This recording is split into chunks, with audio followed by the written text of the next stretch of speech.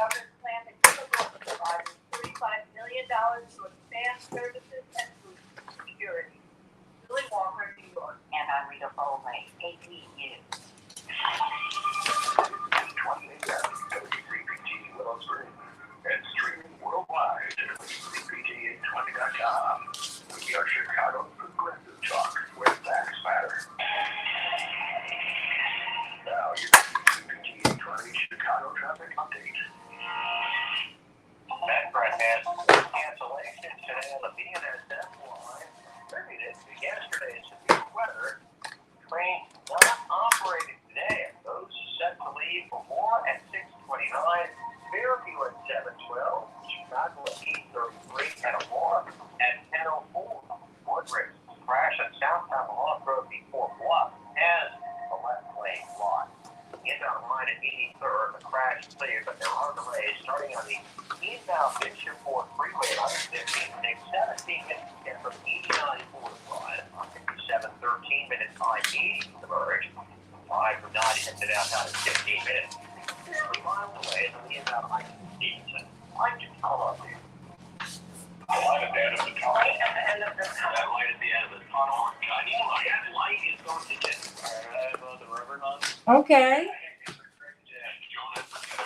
Reverend?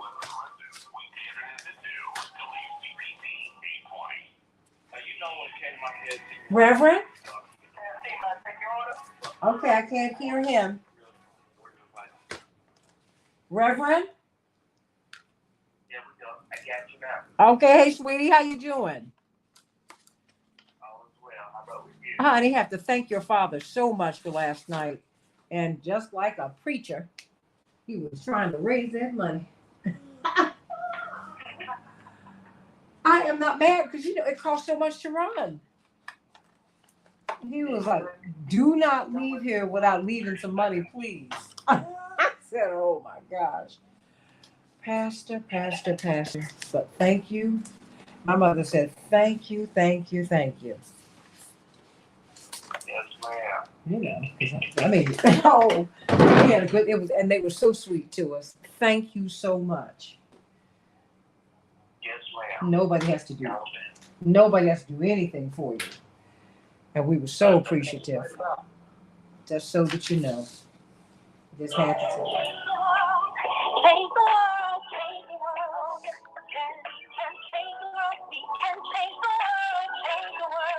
This is the Santita Jackson Show.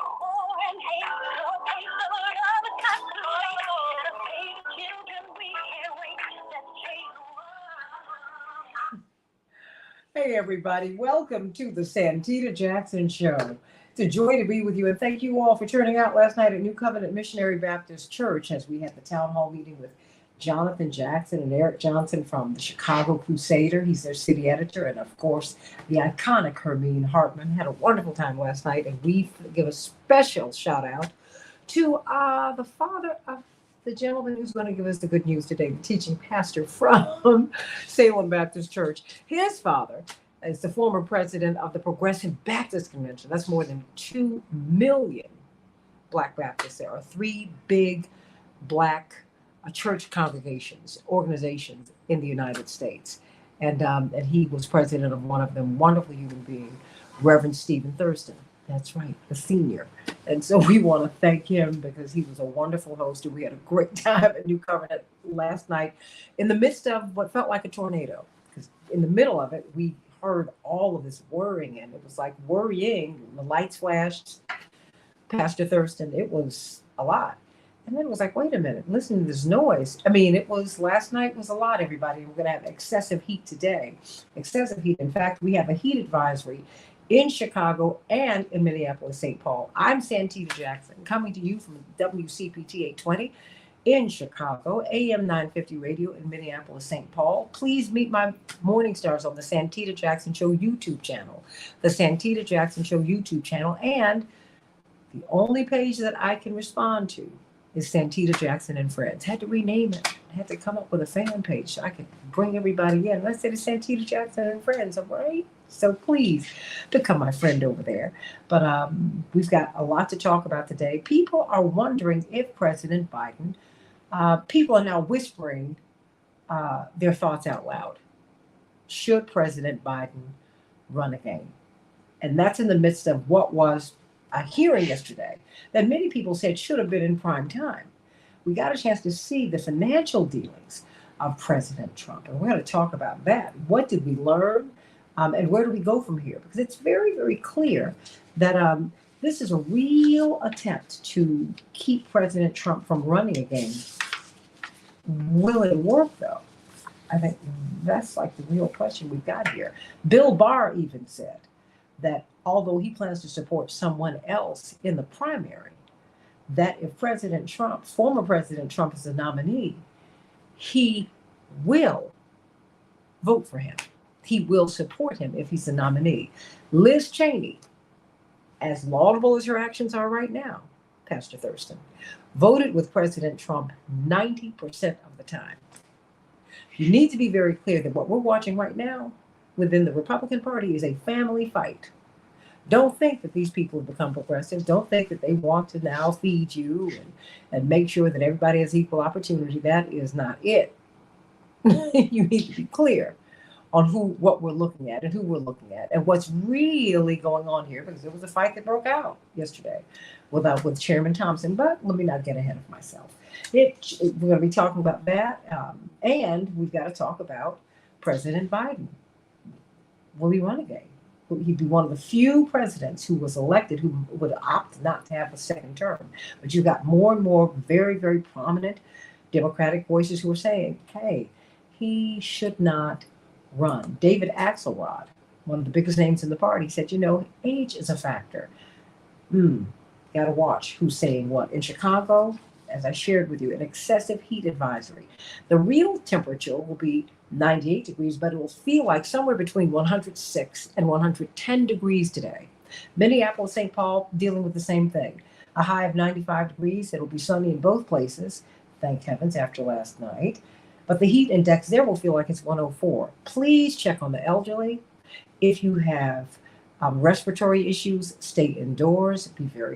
Go very slowly today. It's going to be really, really, really, really hot. And this tornadic activity that we saw last night was an indicator that the cool air was going to mix with hot air. And this is what we've got now. We have now got a real, what could be a health issue for a lot of people today. So please be careful. In the NBA, wow, what a night. Steph Curry got no three-pointers. He's never, ever, ever had that kind of night. In the playoffs? Well, oh my gosh, in the finals? No, never. But, people have off nights. He's still a legend. But guess what? His other teammates stepped up, and the Warriors took it 104, Celtics 94. And the Warriors lead the series 3-2. Will they take it all in Boston? We're going to see in a couple of nights.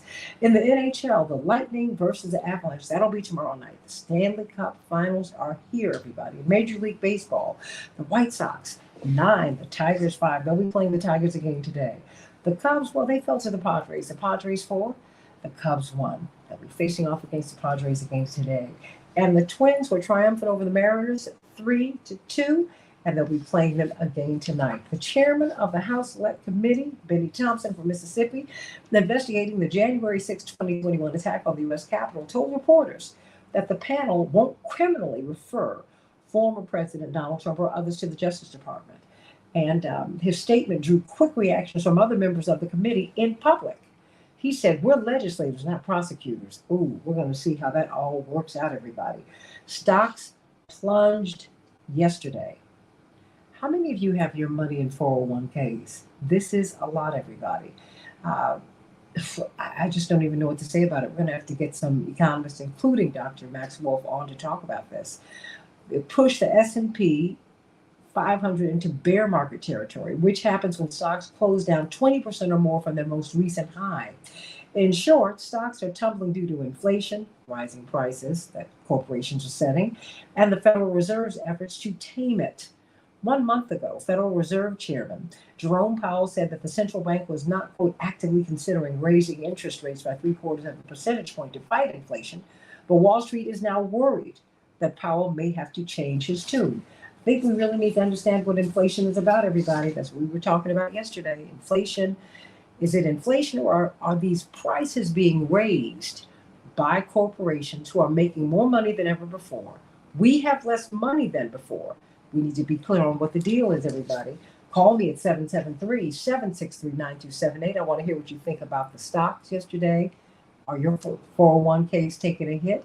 I want to hear what you think about the hearings yesterday and all this money. President Trump raised $250 million. And the committee was trying to argue toward, did he take this money for himself? We don't know. We won't know. We won't know until the investigation is finished. The vast majority of Republican senators are showing they are hesitant to fully embrace the announced gun safety framework. I told you it was going to be a problem once they started to write the bill, with many telling CNN that they want more details before saying where they stand. Wow, everybody. A worrying trend. The global nuclear stockpile is set to grow for the first time since the Cold War, everybody. And the children scream from hunger at night. That is the headline in Common Dreams. All the monies that we have frozen, $7 billion from the Afghans, are starving them out, everybody. Starving them out, according to this report from The Intercept. And so President Biden could loosen up that money and feed these children who literally are screaming at night because of the hunger. And I have to tell you, Pastor Stephen Thurston, this is why I love Bernie Sanders so much. He was on Fox News, and it was an Oxford-style debate with Lindsey Graham. And he said, look, the American people support me, not you. I love this man. He does not mind going for it. I love this man. What? He said, they support me, not you. What are you talking about? Love him. And he's going to be in town in a couple of days endorsing State Representative Delia Ramirez and Jonathan Jackson. So can't wait to see him then. But the good news. And again, thank you so much for hosting us last night at New Covenant. We had a wonderful time. We got some good food too, I must say. That's always good to me. We love supporting people who are for the community and for the people, seeking to make positive change in the lives of people. So anytime, the doors are always open. Oh, you're so sweet. You're so sweet. And of course, I can't wait to see you at the Rainbow Push Convention, June 18th through the 22nd. Everybody, I hope you come. It is free. We're going to begin at Rainbow Push at 930 East 50th Street on Saturday. And so we're very excited about that. Pete Buttigieg, Secretary Pete Buttigieg will help us to kick everything off. But we're going to have a lot of people there. We're going to have LaTosha Brown talking about voting with Barbara Arnwine and Attorney Daryl Jones. We're going to have you. We're going to have ministers. We're going to have Darius Brooks and the Tommies. They're having their anniversary celebrations. We're going to have Donnie McClurkin and Vicki Winans at the Reverend Clay Evans Memorial Concert. It's going to be a tremendous, tremendous event. And, it's one of the things that we love about these conventions. And, you and I have been going to conventions all our lives, is you get a chance to see people you don't ordinarily see. You don't see them every day of the week. But you also talk about the issues that are being discussed at the convention in a fun environment, because everybody's looking to go get something to eat and just really have a good time. So I really do hope that you will join us as we celebrate Juneteenth, as we celebrate Father's Day. We've got a lot that we're going to be doing June 18th through the 22nd. Pastor Stephen Thurston, teaching pastor from the Salem Baptist Church. Please give my love to Pastor James Meeks and First Lady Jamel Meeks, part of my family as well. Yes. So please, what is the good news? And of course, I had to tell your father that you were going to be on the radio today. He did not know. So there we go. Oh. Listen, last week, my dad and I were at the Hampton Ministers Conference at Hampton University. An amazing time with about 1,500 pastors from across the country gathered together for time of fellowship and learning. And after the day's events of teaching and learning, a group of us gathered just for some fellowship, to hang out and talk, to catch up, to pontificate, to sharpen each other's tools. And so we were engaged in conversation concerning life, death, and the hereafter. And one of the conversation contributors began to postulate and pontificate on his position that he would essentially live forever. Now, I was concerned at that point, Santita. I know Jesus turned water into wine, and I wonder how much of that wine he'd had that night based upon the direction of this conversation. I became concerned about his cognitive condition. And so I leaned in to listen to his further explanation and clarification. And I was amazed, because he went on to suggest that because of what's known as the ripple effect theory, that's the notion that a single action can have a gradually spreading influence or series of consequences. Our influence as human beings never ends with just the person in front of us, but they become a conduit for the lessons that we teach them. And this kind of opened my eyes. Whether we know it or not, our engagements and interactions with others position us to leave behind something from our life experience that will ripple out over decades and maybe even centuries, contributing to the shaping of the future world. Thus, the opportunity presents itself for us in at least some small way to exist eternally. Now, I'm sure the look on your face on the other side of the radio suggests that that was a little bit too deep and heady for some of you. So let me see if I can lay the hay where the horses can get to it. In the words of the late comedian Robin Harris, what that pastor was seeking to suggest was that we don't die, we multiply. This spirited and insightful conversation concluded with a rhetorical question posed to the group. That question was this: when you leave this earth, will it be as a legend or will you leave a legacy? Now, for those of you who might find yourself struggling to distinguish between those two, allow me to delineate and draw distinction between them. Leaving as a legend is about spending your life, while leaving a legacy is about investing your life. As a legend, you'll exit the scene with superstar status, leaving a gaping hole that becomes difficult to fill, producing results that are difficult to replicate. For years, they'll talk about how great you were and how things just aren't the same because you took the best of you with you to the grave. On the other hand, leaving a legacy is focused on the art of multiplication. It entails the acts of investing and developing the desire to create sustainability. Legacy is about building something bigger than you and establishing something that will outlast you. Now, for clarity, leaving a legacy or an inheritance isn't always about cash, cars, cribs, land, stocks, bonds, or any other asset that you could leave behind.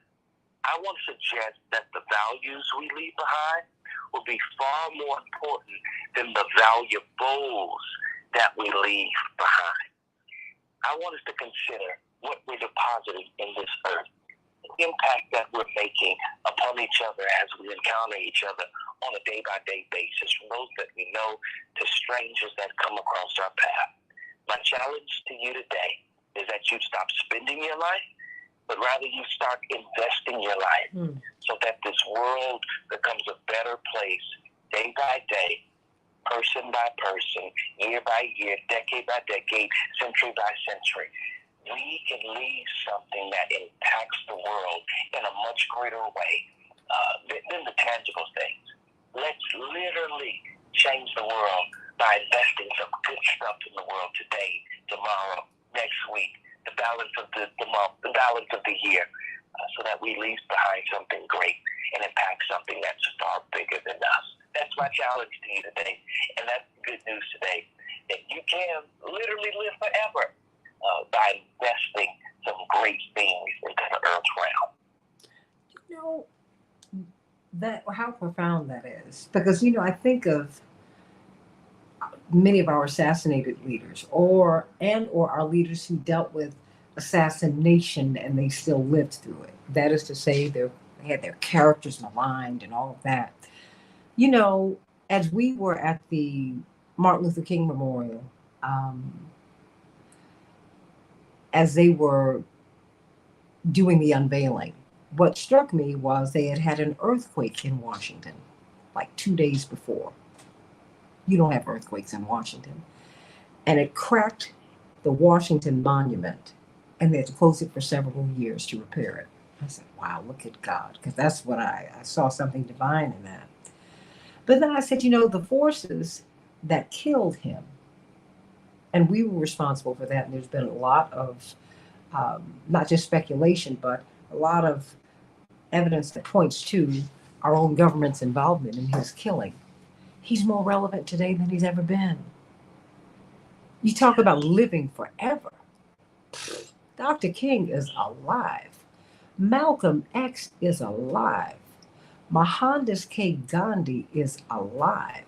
Jesus is alive. Harriet Tubman is alive. Sojourner Truth is alive. We can just keep on. Susan B. Anthony is alive. I mean, these people. Frederick Douglass, they said Frederick Douglass for 100 years. No, he kind of went through, people were like, oh, okay, kind of. He's more relevant today than he has ever been. And, and so I thank you for that, because we don't live that way, Pastor Thurston. You're right. We just spend. I mean, do you think we live unconsciously or unconscientiously? Help me with that. Yeah, we're just kind of floating through life aimlessly, rudderlessly. Our goals, our aims, our objectives, they're often self-centered, and we don't look to build something, impact something that's bigger than us, that has an impact that we might not even see in our lifetime. And our thinking has to go beyond that. If we're going to change the world, if it's going to be a better place, we've got to invest in a different way. I mean, when we look at this world, we look at how much study and time and money and investment it goes into war. When do you ever see a line item in the government's budget about investing in the study of peace and keeping peace? If we look at our military budget, it's amazing in a worse way. When we look at what we spend towards peace, it's abysmal. So we've got to plant some things. We've got to change some goals and some orientations so that we can create something that extends far beyond us. That's going to leave us in a better position after we have literally left this place called Earth. It's got to be bigger than us. Amen to that. Pastor Stephen Thurston, real quick before you go, have you been watching or paying any attention to these January 6th hearings? I've caught a little bit of it, Santita. It's an interesting thing. It's interesting how we continue to paint outsiders as vile and wicked and evil and Satan's tools. And really, Satan's tools are right here among us. And we need to be honest about who the real enemy is. I have to, we don't have investigative reporters who are on corporate sponsored TV anymore, right? But it's interesting. I came across something last night, and I'm going to reach out to this man to have him come on. He's an award-winning filmmaker and journalist, and he pointed out something that had escaped my attention. The sergeant of arms at the Senate, sergeant at arms in the Senate, is in charge of the Capitol Hill Police. But do you know who they report to? Just guess. Mitch McConnell. I hope he's going to testify. Wow. Yeah. Because wait. Because where were the police? Why didn't they defend themselves? Why were they left defenseless? Why were there so few of them there that day? I just think that there's some, we get a lot of misdirection, right? We do. We keep talking about gun violence, but we don't want to talk about violence, which is at the core of our character, which we've got to work out. But we don't want to talk about the manufacturers. No, we're going to leave them alone. No, we keep talking about the NRA. The NRA is a paid mouthpiece and workhorse for the gun manufacturers. Stop playing. And Mitch McConnell was in charge of those Capitol Police. The sergeant at arms is in charge of the police, and the sergeant at arms reports to Mitch McConnell. As he did on that day, there were warnings for weeks that something, there was an ill wind blowing, and it was headed toward Capitol Hill. For weeks, the president said, I need the Proud Boys to stand by. Okay. These people were planning to get there for weeks, Pastor. That's correct.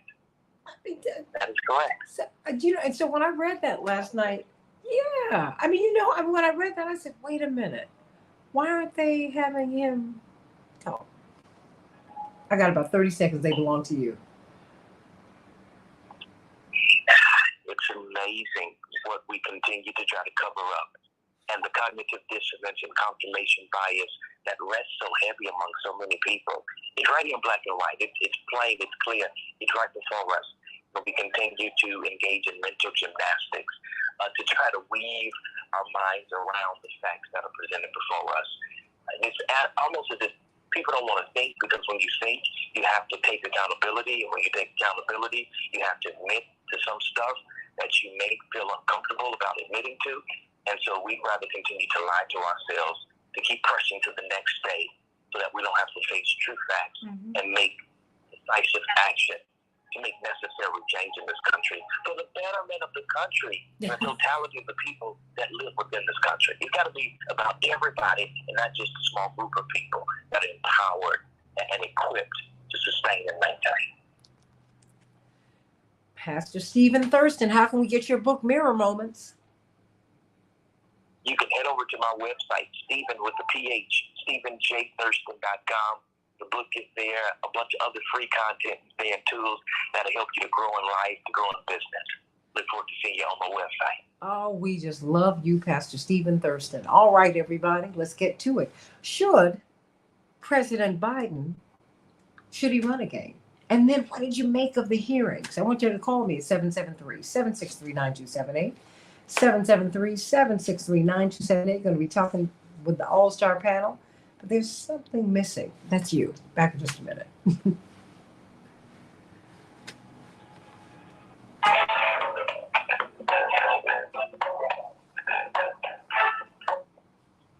Pastor Thurston, thank you so much.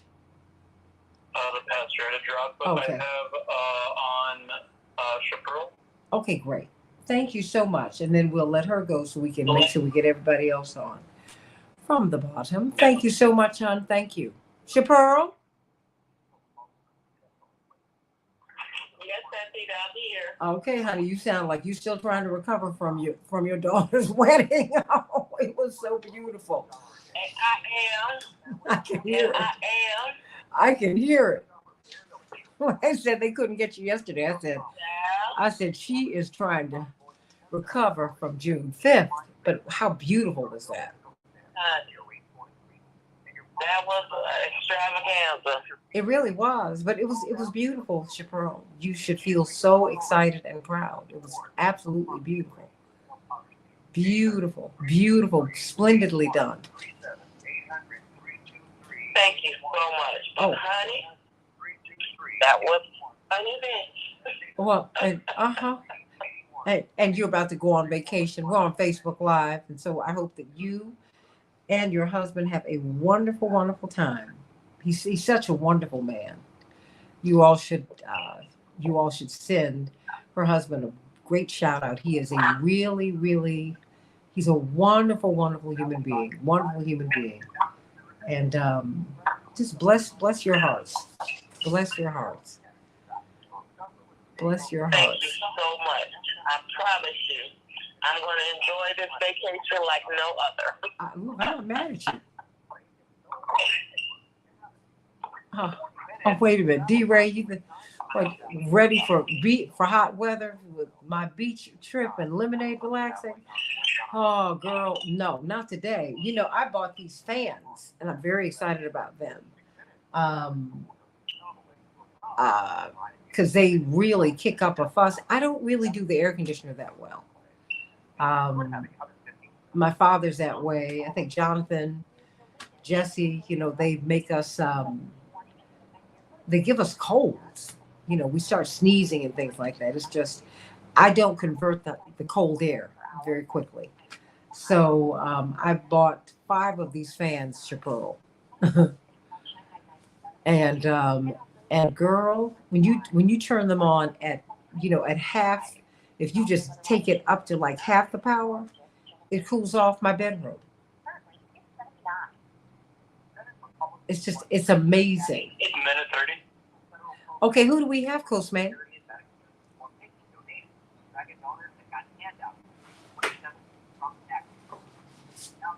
Close man? Ooh. Yeah, sorry about that. I just got No a phone worries. with Attorney Patillo. We have Attorney Hoffler, although she said she needs to go on hold real quick, but she Okay. should be back for the show. Okay. And then let me bring up Attorney Connolly and Attorney Patillo. Perfect. Thank you so much. All right, they're up. Chaparral, you're going to be 1 gone. minute, by the way. Oh, no worries. Thank you, sweetie. You're going to be gone. Not sweetie. He is a grown man who just graduated from college, Cosme Lozano. I'm so sorry, but he's like my son. Chaparral, I just realized you're going to be away. Attorney Jones wanted you to cater something during the convention. Is anyone going to be working in celebrations? You know what? Stay right here because he's going to be up. Yeah, I'm about to get him up right now. Okay. Attorney Jones? Okay. Attorney Jones?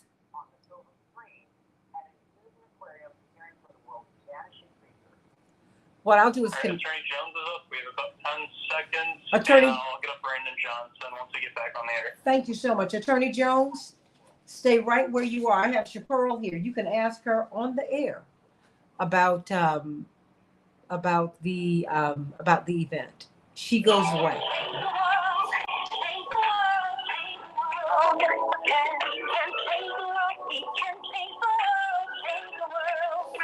This is the Santita Jackson Show.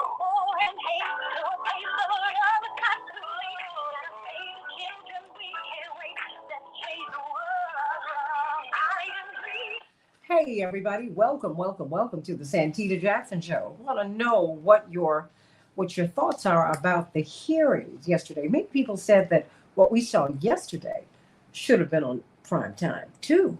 So I'm Santita Jackson coming to you from WCPT 820, the nation's largest progressive talk radio station.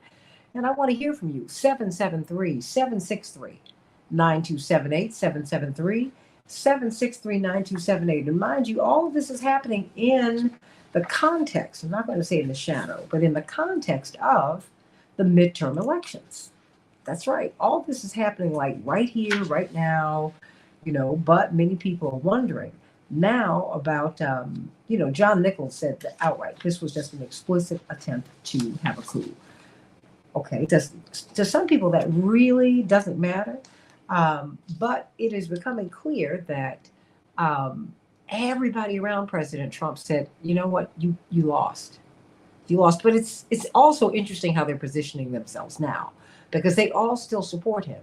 Bill Barr said, even though he called balderdash, that's a fancy word for BS, even though he called balderdash on the president's claims that he won the election, well, guess what? He said, oh no, I'm going to support someone else in the primary, because he was pressed about who would he support President Trump again, because it's becoming increasingly likely that he's going to run in 2024. He said, no, I plan to support someone else during the primary. And when pressed against the wall, he said, but if he's the nominee, I think that the Democrats are the bigger threat to the United States, so I would support him. Okay? Liz Cheney, I'm getting her confused with her mom. Liz Cheney voted with President Trump 90% of the time. So let's be clear, we're watching an internal fight with the Republicans, not a philosophical one. Okay? So there's that. So call me at 773-763-9278, 773-763-WCPT. Let's talk about this. Let's talk about this the back and forth that we saw with Benny Thompson, the chair of the House Select Committee, on the January 6th riots. He had a back and forth with some of his committee members at the press conference, and he retorted, look, we're legislators, not prosecutors, because if they start recommending prosecuting and President Trump and jailing him, I understand his thinking. it's like, it's going to politicize this. What we're trying to do is help you to see where there were constitutional violations. So, got a lot to talk about. I want to hear your thoughts. 773-763-9278. But before we do, and I've got Attorney Darrell Jones who wants to talk to you. Okay, Chaparral, because he wants some of your vittles, although it doesn't look like he eats any of them. But that's okay. I'm not mad about him being fit. Chaparral, celebrations by us. What's going on? Good morning, Santita. And yes, celebrations by us is currently on vacation, so we will be back on the 21st, and we're ready to take your orders on that day. So please don't hesitate to give us a call, 708-526-4546, 708-526-4546. We're taking your orders for all of your catering needs, your Cajun pasta, your mazzacholi, your salmon, your fried chicken, your beef with gravy, whatever it is that you need. Don't hesitate to give us a call, 708-526-4546. We look forward to serving you, and thank you. Well, of course, Attorney Darrell Jones, you're looking to see her during the convention. I know you want your sweet potato biscuits, et cetera, et cetera, et cetera. Yeah, I have my sweet potato biscuits, and I'm hoping that we can convince Chaparral to come back a day early and do a catered reception that we're having on June 20th at 6 p.m. with the family of Ahmaud Arbery. And I'm really hoping that Celebrations by Us could come back just a little bit early from that vacation and help us out in that regard. But Chaparral, hopefully we'll be able to talk that through. Well, definitely, Darrell, give me a call, and we'll definitely try to work it out for you guys for sure. All right, I know that. I know he wants that food, and we are having a reception. You are having a reception for Ahmaud Arbery's parents, his family, part of the Rainbow Push Convention. That's why you need to be there, everybody, and you might get some of Chaparral's vittles. We're going to see. Everybody, let's talk about what we saw yesterday with this January 6th committee hearings. I mean, it was explosive. I didn't realize that the former president had raised $250 million in his election defense fund. Wow. And people want to know, okay, where did the money go? And did you raise the money under false pretenses, given the fact that everybody around you, at least a good chunk of people around him, told him, you've lost. But I see a mad scramble, Robert Patillo. Right now, because these people he's not their cup of tea. They don't like him. But philosophically, they're very tied to him, which is why the Republicans aren't that mad at President Trump. They're not. I want you to call me at 773-763-9278. 773-763-9278. Of course, we've got our legal eagle, Attorney C.K. Hoffler, and Attorney, of course, she's the chair of Rainbow Push. She'll be in for the Rainbow Push Convention, and she is past president of the National Bar Association. We're also going to have the chair of the Transformative Justice Coalition. Cannot wait to see you, Darrell Jones, here in Chicago. Going to have a reception for Ahmaud Arbery's family. That'll be part of the convention, along with this tremendous voting seminar that he and Attorney Arnwine and Latasha Brown and others will be having. It's going to be wonderful. Go to rainbowpush.org, get registered, everybody, and show up at Rainbow Push on Saturday. But then go to the South Shore Cultural Center every day after that. It's going to be wonderful. And thank goodness we'll be at the lake, because I think it's about to really, really get hot. We're going to have an excessive heat advisory here in Chicago. Joining attorneys Hoffler and Jones, of course, Attorney Aaron Connolly, one of the nation's leading political strategists and activists. And Cook County Commissioner Brandon Johnson, host of his own show here on WCPT every Sunday at 9 a.m., after Keep Hope Alive.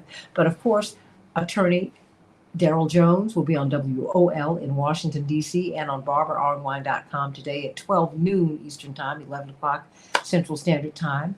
And Attorney C.K. Hoffler will be on WAOK today at 11 o'clock Eastern Standard Time, 10 a.m. Central Standard Time. But let me start with you, Robert Patillo. What were your impressions of what we saw yesterday? Well, the important part yesterday was when Democrats bring up the case, and it's me laying out the understanding that no, the election was stolen. There's still a solid, probably 30% of people in this country that think the election was stolen. That they basically laid out, are you going to believe the Republican election experts like Attorney Ginsburg? Are you going to believe every single independent auditor? Are you going to believe every single Secretary of State? Or are you going to trust the My Pillow guy and Rudy Giuliani? That at the end of the day, the entire predicate for this, the entire purpose behind it, was based upon a lie and a big lie and a lie that they continue to push forward. And the truth is that we've realized something Trump do long before everyone else, which is if you just keep telling a lie, people will believe it. And you don't need any evidence. You don't need anything to back it up. People fundamentally cling to the things they believe in. And for those groups comparing the Justice Summer marches and protests around the country to this insurrection, the difference is the purpose of each. One was people marching and protesting to stop black people from being killed by police. The other were a group of people trying to overthrow the government based upon a lie. Just right there is that comparison. But I think that yesterday was a crucial day because what it really did was lay out in stark contrast the fact that not only were they lying, they knew they were lying. They were told they were lying.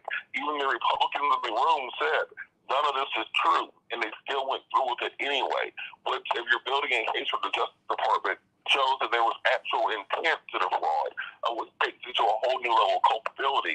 I think they're laying this out and putting it on a silver platter for Merrick Garland to be able to come in at the end and have charges against many of these officials.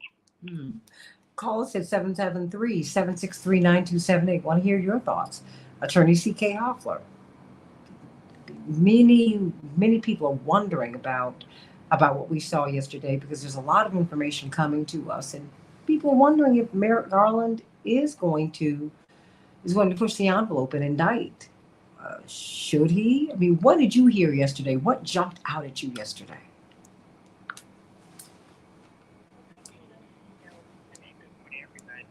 Quite frankly, what jumped out at me yesterday was what jumped out at me from the beginning.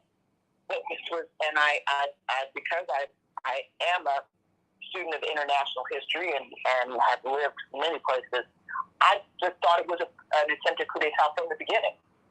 And that's exactly what it is. So it wasn't that the whole concept was new to me because I felt that that's what it was.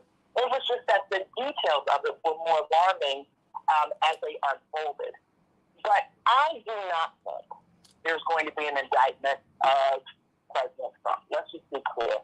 Will his reputation be smeared a little bit? Maybe, but not amongst his base, because his base believes this nonsense.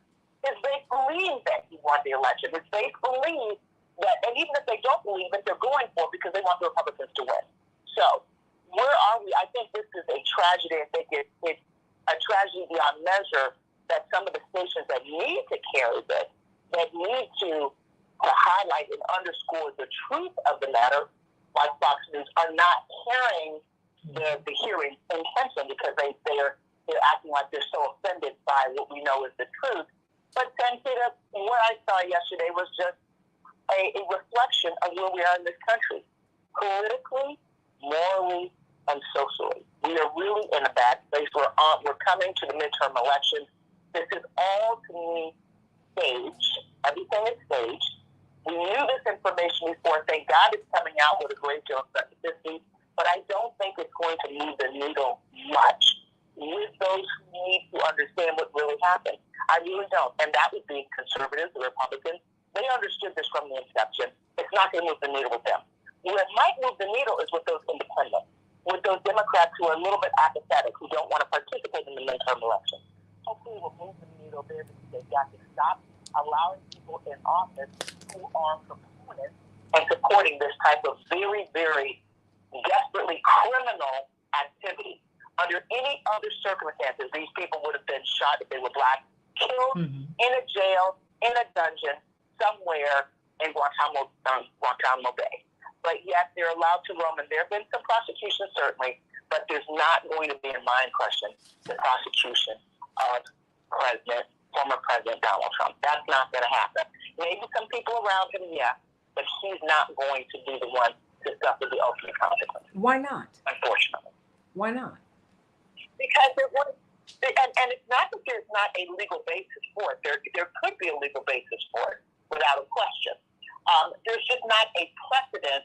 Now, there's a precedent for, of course, impeachment and all that, but that's already happened.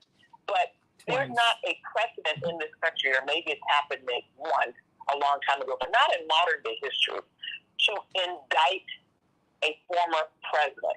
Now, they could set a precedent, but it really would take a very, very strong, determined, and perhaps a different fabric of attorney general, I think, than we have. I just don't see it happening now at this time. And I'm not even sure that President Biden would not that it's his decision, because the Justice Department is a separate entity theoretically, but I don't know that is what President Biden would think would be the solution.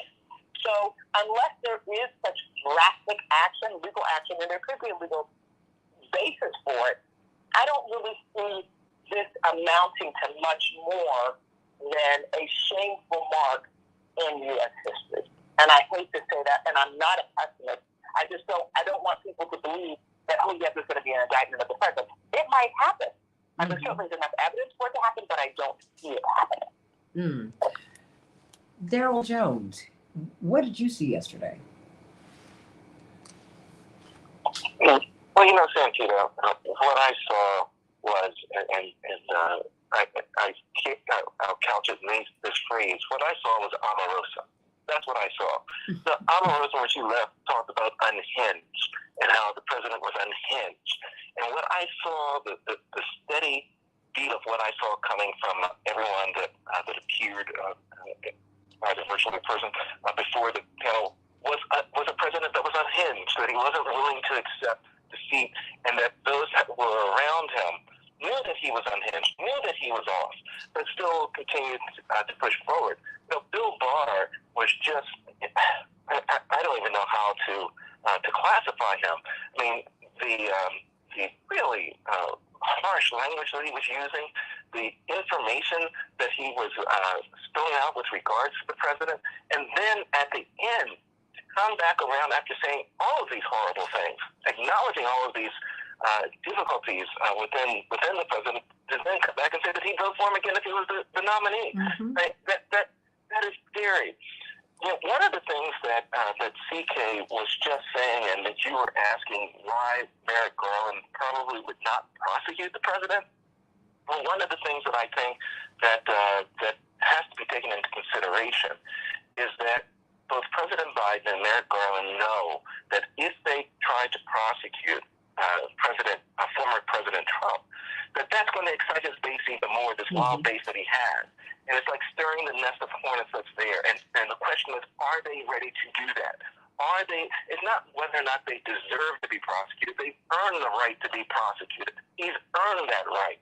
The question right now is whether or not the president and the attorney general have the guts to stand up and do what's right for the American people, what's right in any other circumstance other than this person that has stirred this nest and has these hornets that are ready to circle around him and to protect. That's what I think would be the only thing that would be holding up a prosecution in this matter, Santita. Aaron Connolly, your thoughts about yesterday? It was a lot that we saw. $250 million in an election protection fund. Where did the money come from? The people. Where did it go to? Not the people, and not to protecting the election. I mean, there's a lot that came at us yesterday. A lot that came at us. I wish it had been in prime time, because, do you think it might have changed their minds? It should have been in prime time, absolutely. And I think even not in prime time, some of the revelations were damning in a way that even some supporters, maybe a quarter of those diehard supporters, are looking at real evidence now, right? They're hearing the voices that have been spinning former President Trump's con from the beginning, essentially say, we knew this was not only, there was intent for fraud here, there's a conspiracy. Look at the people who are benefiting from that fundraising. It's his friends, it's his allies. These were agreements that were put in place. If we're going to have to do this, I'm sure they thought we might as well make some money off of it, right? Mm-hmm. And they did. They made $250 million when these funds were already allocated for legal defense by the RNC, and we need to find out where that money went, first of all. But second of all, I think the American people are tired of not seeing accountability. As you said, if this fraud was perpetuated by the Democrats, if this fraud was perpetuated by a normal person, even in our corporate system that is rigged to benefit corporate America, we would see charges of some sort, right? And we're talking about the fundamental of our democracy. This is the basic premise that America needs to see us stand up and defend not only the Constitution, not only our elected officials who are running for their lives, but that we stand for something. We are morally ambiguous in so many areas of our foreign policy, of our domestic policy. Are we even going to defend ourselves here? That's what I think people are hungry for and need to see. And I think if the Justice Department can show a little backbone here, it would go a long way. Yes, there's a hornet's nest, but there were moral wrongs here. Moral wrongs. Fundamental issues with integrity. Like, how much more can we take, Santita, right? That's the thing that I see this almost collective anguish, this sigh of when will it end? We knew this was happening, but seeing the evidence for folks that have been clamoring for some sort of hearings for so long. I mean, January 6th, that was not this year. This has been a really long time coming for people, and we're now finally shining this light on it. And we're asking our lawmakers to go to work and negotiate with the same people who were giving away their locations and putting their lives at risk. The details of this are horrifying. And the American people do want some accountability, even if it means kicking a hornet's nest. Otherwise, as DK said, as students of history, we look at this, and I'd love to hear the rest of the panel take on this, but what are we going to learn? Are we going to set a standard that allows another attempt like this? This was an attempt. This wasn't a one-off. And we saw throughout the weekend of people being arrested in U-Haul trucks at Pride events that these people are not standing down, right? No. How are we going to prevent the next one? Oh, look, it's here. It's already here. You saw that at the Pride event in Idaho. And that's being plotted all over the country, because also there's a lot going on. When you have people paying $7 a gallon for gas on the south side of Chicago, $10 in California, when you have not inflation, just corporations are raising their prices. Cook County Commissioner Brandon Johnson, I'm going to give you a chance to speak more when we get on the other side. But you're an elected official. On the other side, I want you to speak to what you saw yesterday. You are an elected official. If you were faced with this, what would you do? I mean, if you were on the committee, what questions would you ask? What do you think should happen here? Well, excuse me, good morning. It's clearly, thank you, Santita. It's clearly, the evidence is quite astonishing. And, it's unfortunate, Santita, but, the biggest impediment, I believe, to any progress in this country, or quite frankly, globally, the biggest impediment to full liberation for people, for Black, brown, working class folks, it's white supremacy. And, I think until we call it for what it is, it almost doesn't matter what questions we ask, because we have to know what we're prosecuting. And very quickly, there was a poll taken here in Illinois of Republicans. Almost 700 Republicans took a poll, and they asked Republicans in Illinois who receives the most discrimination of all the groups. 36% of Republicans in Illinois believe that white folks experience more discrimination and bigotry than any other group, more than Muslims, gays, Black folks. In fact, no Republican polls believe that Latinos or Hispanics receive discrimination. No one believes that Hispanics, Latinx folks receive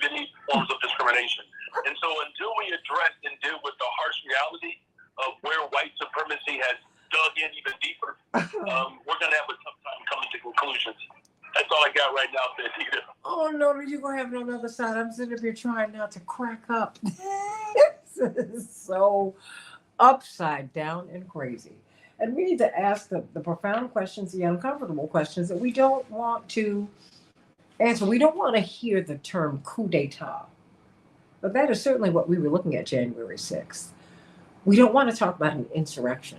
But that is what we saw. And we don't want to deal with the fact that that's still here. The spirit of insurrection is here. What is driving it? But when we get on the other side, Cook County Commissioner Brandon Johnson, I want to hear what you thought of what you saw yesterday. And I want to know why Mitch McConnell is not being asked certain questions. See, the Sergeant at Arms, just so that you know, the Sergeant at Arms of the Senate has primary oversight over the Capitol Hill Police. That is their bailiwick. But they report to Mitch McConnell. So I think Mitch McConnell should explain why, in the weeks leading up to January 6th, as the president said, I want people to come to Washington. I want you to gather. We got some business to take care of. Why were not extra measures taken to protect Capitol Hill? Got a lot to talk about. And this $250 million, and hey, who is it that said here? It's not just $250 million collected early. It's actually $1 billion. See the stuff? Robert Williams, I'm going to look that up, but I don't doubt it. But $250 million is enough. Back with more of the Santita Jackson Show. In a minute, I want to hear from you. 773-763-9278. Talk with this magnificent panel about what we saw yesterday. And do you think President Biden should run for re-election? Now a lot of top Democrats are saying the quiet part out loud. They're saying no. What do you think about that? Back in just a minute. Santita Jackson Show.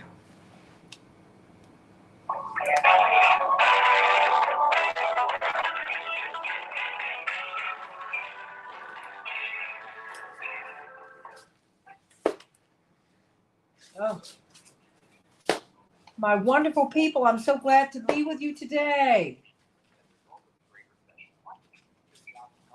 You all still there? Yes, You know what? If you and Aaron can sneak in what you're going to be doing with women and Daryl, what you're going to be doing with voting rights at the convention. At the convention? Yes. I'm actually doing both. Okay. Well, just put it out there. Just keep it concise so I can, give me about 30 to 45 seconds for that. Because I'm going to ask you again before you go. Just every opportunity I can get, you can just say, and that's why I need you to meet us at the convention. We're going to be talking about this issue and this one and this one and this one. That helps a lot. I think Daryl should take the lead since it's a transformative justice voting. Of course. And then, but I'll just mention it too, but Aaron and I, we can kind of throw in, the women's roundtable Absolutely. discussion and all that. Absolutely. With that, we can kind of share that. No. I want you all to do that, but I certainly want Daryl to take the lead on voting rights. But as I pivot away from him, I need you to pick that up, voting rights, and then go to the women. Okay. So that is great. Just every opportunity that we can get over the next few days, we want people to get involved with the convention. Hopefully we'll not have another night like last night, which was absolutely nuts. I mean, we could hear the storm in the sanctuary, and New Covenant, Stephen's father's church, seats about 2,000 people. It's not a small church. And it was like, what is going on? Saw the lights flicker. Oh, man. And the heat index here is going to be up to 110 degrees today. So everybody who's listening and who's watching, please be very careful and check in on your elders, check in on people who have respiratory issues. You know what? And a lot of issues that we have, and we all find this out as we get older, you don't even know you've got some issues. check on people. Just, and you know what, because heat stroke is real. Very, very real. If someone doesn't look right to you, ask them to sit down, get them some water, and get them some help. Because with the kind of heat that we're going to have today, a lot of people can get sick. It's very real, Santita. After living in Arizona for so long, really check in on your loved ones in our senior community. It can be really bad, and if you're feeling faint and can't drink any more water, put some ice on your wrist or the back of your neck. It really helps pull people down in a crisis. I've had to do that for folks at rallies in August in Arizona quite a bit. So take care of your loved ones. Okay, and look, I got 5 new wonderful fans, and they will all be on today. Hallelujah! Ooh. I mean, these fans, Aaron and CK, not that I'm excluding the guys, but I guess I have, but Patillo, Jones, and Commissioner Johnson, this Vornado fan that I got, I want you to know it is fire. Literally. This thing, ladies, do not go near there. I can make my wife ask me the link because I'm living with someone. Also like fans. Me too, but that's where I am. Air conditioners I get really bad colds and I've had pneumonia in the summertime, and that's a horrible thing, but that air conditioner, I just can't handle it. I can't. I don't do it well. But my dad doesn't either. But there comes a point when you need it. But even then it's too much for me. Well, Santita, just think about it. 10 years ago or so when we met, we were fighting for air conditioners in public schools here in Chicago. Today is the last day for my children. I'm in the car waiting on them. They have not come out of the house yet. So, but I can't imagine, 10 years ago there was schools without air conditioners. Well, I mean, there's an air conditioner in their school today, right? Yes, I mean, we literally had to fight for that in the contract. I'm just thinking, 10 years ago it was like this idea that people thought wasn't even possible or even necessary. And now that we see, the changing climate, these 100-year storms, et cetera, and how, the weather in Chicago in particular is just so upside down. It's wild. My son, the 8th grade trip was yesterday up in Wisconsin, and they had to turn around and come back early just because of the storm and the conditions. So, no, this is real. You got to take this stuff seriously. Well, please be careful and just, make sure your children have a lot of water today. To encourage them to drink a lot of water. Are they going to have recess today, do you think? Well, today's supposed to be field day. That's what my youngest son is concerned about. He's like, what's going to happen today? They make that last day where they get to go outside and play and stuff. So I don't know. I mean, we'll see. Remember, it's an excessive heat advisory. It will be 98 degrees, but it will feel like it's 106 to 110 degrees. Okay. Can they go into the gym today? Something. I know they want to be outside, but I think it might be too hot by the time, by midday, it's going to be awful. 15 seconds. Thank you, hon. All right. Thank you, Postmate. Let me stop calling him hon, but it's like he's like a son. Oh, my God. Thank you. There we go.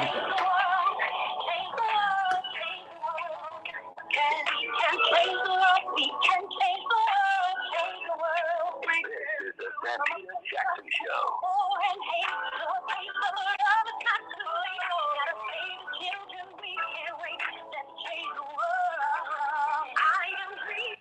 Hey everybody, welcome back to the Santita Jackson Show, WCPT 820, the nation's largest progressive talk radio station, AM 950 radio, the voice of progressive Minnesota. I want to hear your voices today. I want you to join my morning stars on the Santita Jackson Show YouTube channel, the Santita Jackson Show YouTube channel, and AM950radio.com and WCPT 820.com, and Santita Jackson and Friends on Facebook. That is the only page where I can get friends, everybody. I'm getting, they're throwing everybody away.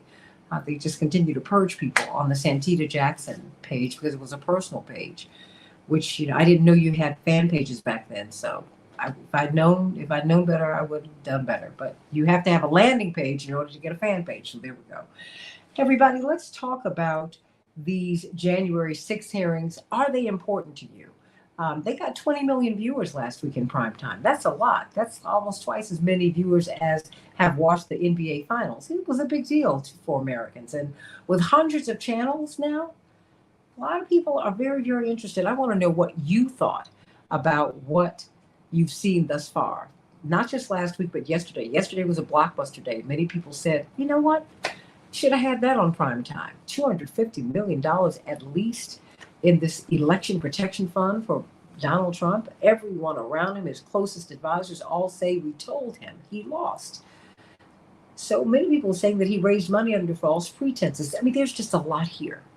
There's a lot here. And still, he is the front runner for the Republican nomination. And still, although Bill Barr, his attorney general, called balderdash, now that's the fancy word for BS, the nice word for it, even though he called balderdash on his claims of having won the election, of having had it stolen from him.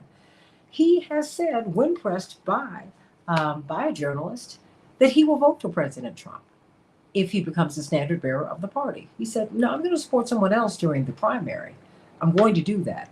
But I think that the Democrats are a greater danger to America than the Republicans. So I'd have to stand with him.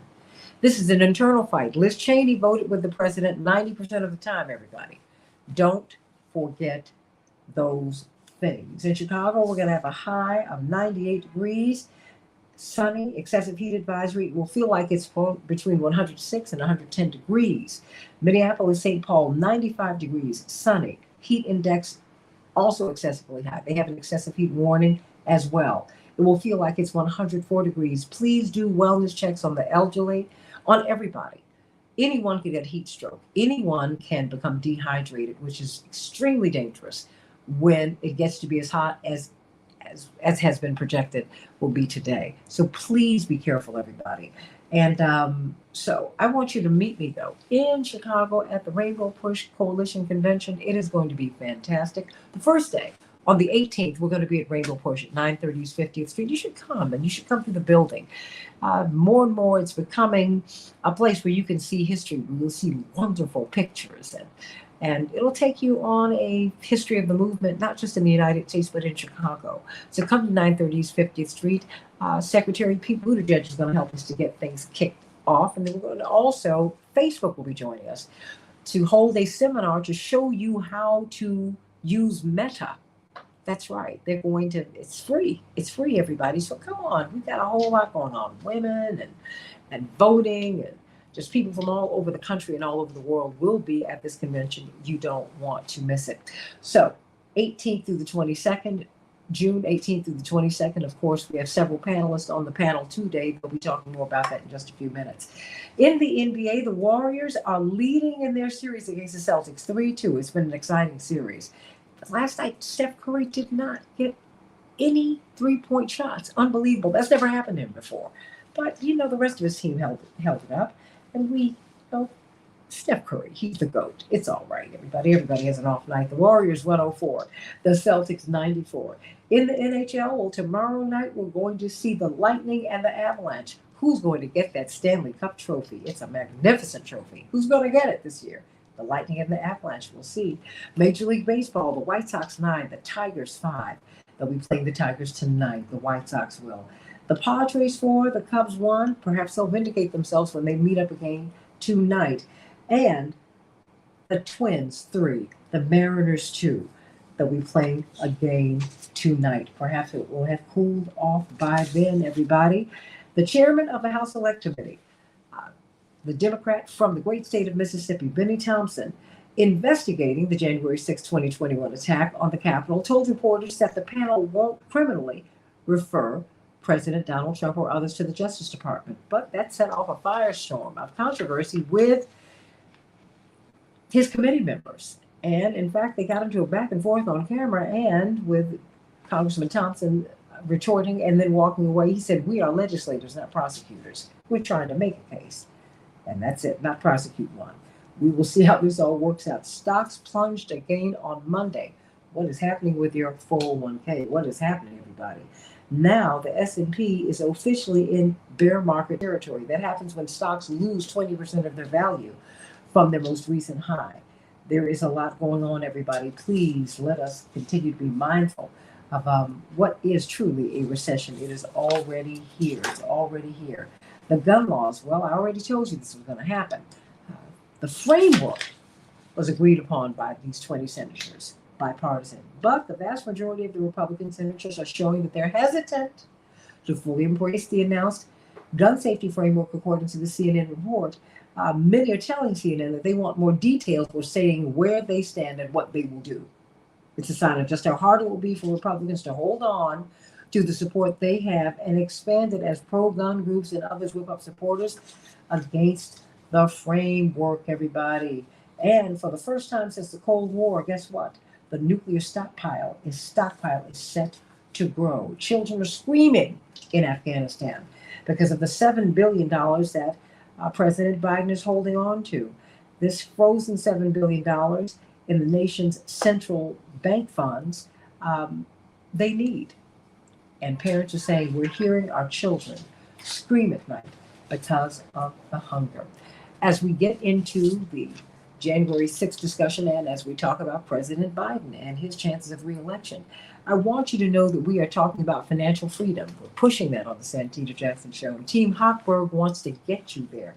If you want to purchase a new home, if you want to refinance your existing home, if you want to secure a VA loan, if you want to find out about reverse mortgages, if you have poor credit, excessive credit card debt, if you need to build your credit, if you need to rebuild your credit, this is your team. I want you to call them at 855-56-DAVID, 855-56-DAVID, or visit 56david.com, 56david.com, and get out from under this debt or begin to create some wealth so you can buy a home. That is really at the center of our wealth in the United States. Liam, who's a trucker, he called for a free consultation because that's all you need to do. Tell them what your situation is, and it's free.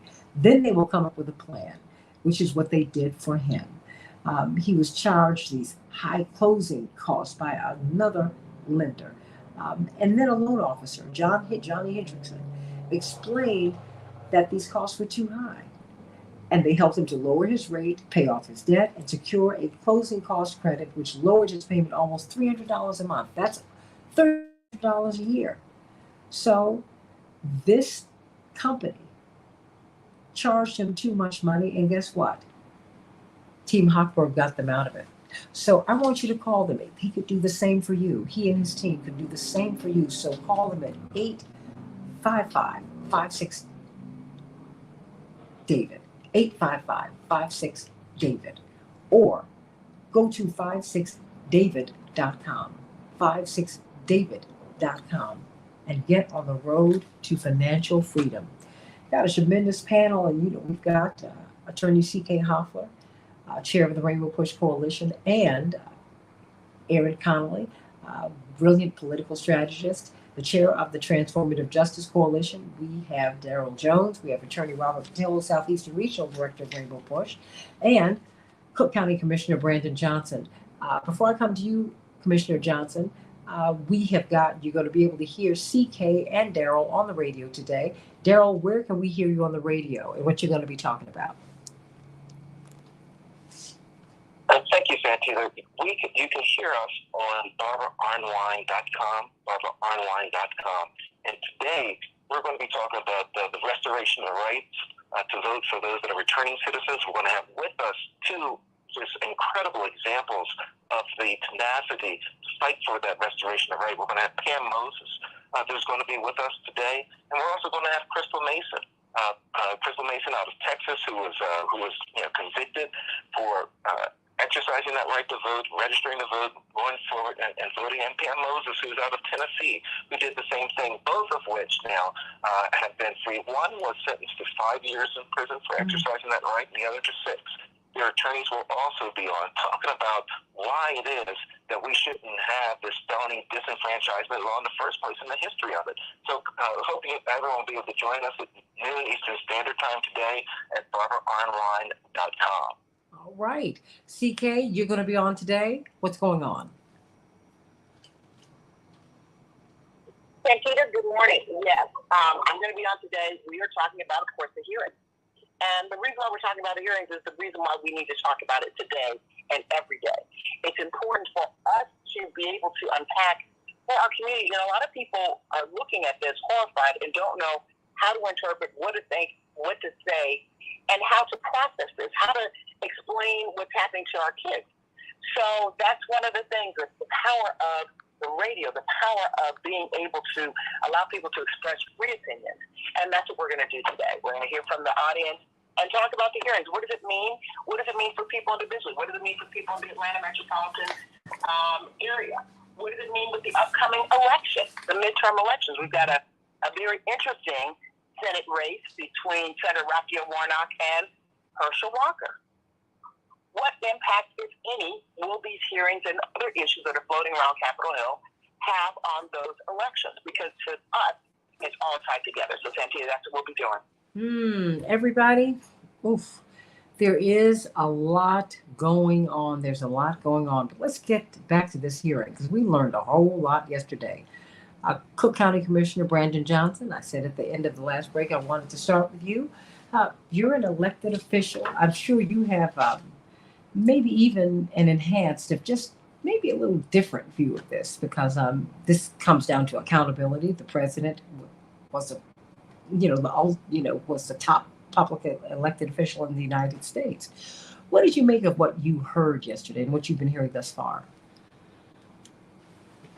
Well, again, Santita, I think what jumps out, I think Attorney CK, provided some good articulation around this.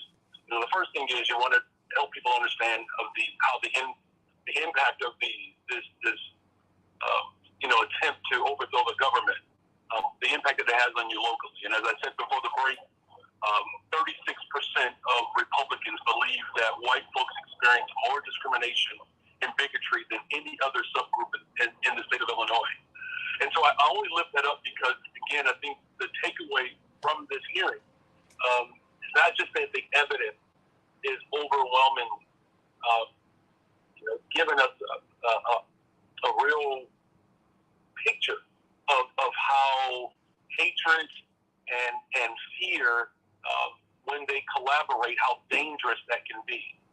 I think the larger takeaway, too, is, I think we've already spoken to this, is how money protects the interests of corporations, the status quo. And again, it's the uncomfortable conversation that this country has always been negligent to have, is how white supremacy promotes privilege and it promotes inferiority. So think about it, since you remember a long time ago, George Zimmerman, and when he murdered Trayvon Martin, within the first week, $100,000 was raised for George Zimmerman. Think about how much money came to the defense of the officer who murdered George Floyd. How much money came to the defense of Jason Van Dyke right here in the city of Chicago. And so what we're saying, I don't know if this was Aaron or if this was DK, but one of them spoke to how pervasive this ideology is and how Capitol will continue to protect itself. And I know, we haven't had a chance to talk about it a lot today, but when you see how these interests align themselves, whether it's $250 million for Donald Trump or $100,000 for George Zimmerman, that Capitol is literally holding hostage government. And I know sometimes people want to make the link between government and Capitol. I think it's important. My big takeaway is that in every instance, they're not simpatico. They're not in sync. And so you literally have Capitol daring government to do something different. Because remember, Santita, in the attempt for us to do something different, we begin to say out loud, not just that Black Lives Matter on a very local level, I made sure that we secured at least $100 million of the first $1 billion that came from the federal government to go towards equity and justice. It's not just that we said Black Lives Matter. At a local level, we begin to legislate that we can't keep putting dollars into this failed carceral state where the incarceration of Black, brown, and poor people becomes the profit margin for individuals who benefit from that type of wicked system. And so when you talk about like what happens at the legislative level, we're seeing capital respond to the type of policies that we put in place. Policies that prevent people from staying in jail simply because they're poor. So, and Aaron has been, very, very instrumental in working that here in the state of Illinois, the no cash bail. And so the reaction that I'm taking away from these hearings is seeing on a very personal level how the local bodies of government have to stay vigilant and remain constant that it is our responsibility as government to protect those who can't protect themselves. And capital has gotten in the way of it. The last thing that I'll say, remember, it was Dr. King that called it one of the greatest evils to ever touch the earth. He said capitalism is a bigger threat than any political party. Militarism is a bigger threat than any political party. And then finally, racism, the bigger threat than any political party. And if we're not legislating to eradicate those three evils, then these hearings and these conversations, I think this is what CK was getting at, it's only going to take you so far because the evidence is clear. Now, what do we do with that evidence? What do we do with that evidence? Let me go to you, Robert Patillo. What do we do with what we have? That's why we found out a lot. But as Commissioner Brandon Johnson just said, or should I say, I extrapolate from what you said, that everybody doesn't get prosecuted equally in the United States. I mean, talk to me. Well, I think that's pretty clear. I think all of us understand that Lady Justice may be blindfolded, but she peeks up under that thing every once in a while to see when there are rich and powerful people. The scales of justice they may be even, but you put a couple dollars on it, it'll sway your way. And I think this would be the time after presenting all this evidence to the American people. There have to be both federal and state level prosecutions. We've seen the Manhattan District Attorney investigating the Trump Organization, Fulton County District Attorney investigating Trump for election fraud. We're going to have to see some actual prosecutions come out of this, or else people are going to continue to believe this is a political witch hunt. They already believe that the whole thing is fake, phony, fraudulent, regardless. So if the argument is people will see a prosecution as being political, they already see the entire thing as being political. And at the end of the day, that we don't create consequences for what was done right now, there's no way to stop this from happening in the future. This will be primary elections we just saw. In Pennsylvania, I believe Kathy Barnett came in third place in that race. She's refusing to concede and saying the election was stolen. The Georgia governor's GOP primary, you had a lady named Candace Taylor, I believe, who got somewhere around about 10% of the vote, about 70% to Brian Kemp. She's claiming the election was stolen and is refusing to concede. Are we really going to put ourselves in a situation where whoever the loser of the election is raises an army and marches on the Secretary of State's office or the Board of Elections and tries to get those results overturned? That's how democracy dies. That's where you start seeing billionaires raise their own private army so that when it's time for a quote-unquote election, we have a little civil war like they did in the medieval ages when the king died. That's not what we're working on here. So either we're going to prosecute these people and set the precedent that America is stronger than that, or we're going to continue to simply let them skate by and wait for things to descend even further. I think most of us who saw that Tea Party revolution in 2012 thought that was the depths of where America was going. Those people are now called rhinos. Those are moderate members of the Republican Party, the members of that Tea Party revolution. But if you go back to that Republican revolution with Newt Gingrich back in 1993, well, those people are dang near Democrats now compared to where the MAGA movement is. So things are only getting more extreme, not less. So we have to figure out how to stop it now. Everybody, what are your thoughts? I mean, do you think that there will be a prosecution? Congressman Benny Thompson said, no, we are legislators, not prosecutors. That is not what we do. Do you think that should happen anyway? What do you make of what you are seeing? I just want to know your thoughts. I really want to know your thoughts. Just very quickly. Daryl Jones, you and Barbara Arnwine, along with Latasha Brown and others, are going to be having a voting seminar at the Rainbow Push Convention, June 18th through the 22nd. Yours is on June 20th. What's going on? Absolutely, Santita. We encourage everyone to come out. It's called the Make Good Trouble, combating the vicious attack on voting rights. And we have a panel that we put together of just voting rights freedom fighters from across the country. Latasha Brown, the co-founder of Black Voters Matter Fund, will be there. Helen Butler, the Georgia Coalition for the People's Agenda, will be there. Virginia Chase Solomon, the CEO of the League of Women's Voters, will be there. And, of course, Barbara Arnwine will be there as well. And we have Desmond Meade, who is the president and executive director of the Florida Rights Restoration Coalition. All the stuff going on with the restoration of rights in Florida. Desmond Meade is the person who said, you will not want to miss this. It's on Monday, June the 20th. Monday, June the 20th, 1:30 Eastern Standard 1:30 Central Standard Time. And that evening, Santita, we're going to have the father of Ahmaud Arbery and the Arbery family, Marcus Arbery, there for a 6 p.m. reception, all done at the South Shore Cultural Center. You don't want to miss this on Tuesday, folks. Rainbow Push Coalition, it's going to be awesome. Absolutely. And everyone, it's free. So please go to rainbowpush.org. Go on and get registered. Hope you'll meet us over at Rainbow Push on Saturday. That's the only day that we're going to be at Rainbow Push for the convention. It is going to be something special. I don't want you to miss it. Don't want you to miss it. And remember, today, in the midst of all of the stuff that we're dealing with, there are primaries today. Yeah, that's right. 5 of them. 5 of them. So everybody, please, just please vote. Please vote. And when you vote, good things happen. We need to know, you need to let people know how you feel. When you don't vote, that is also a vote.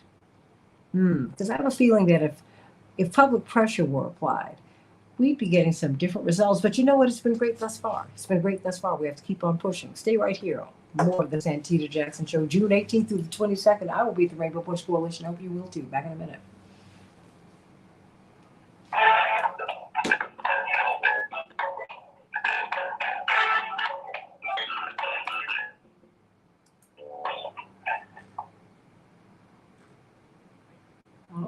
Okay.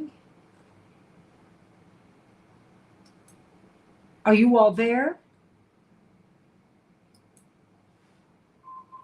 Yeah. Okay. Yeah, we're all under the air conditioning right now. Oh, I hear you. Oh my gosh. Yes. Did you want to take Stephanie's call now, or did you want to take it coming out of the break? I'll take it coming out of the break. Gotcha.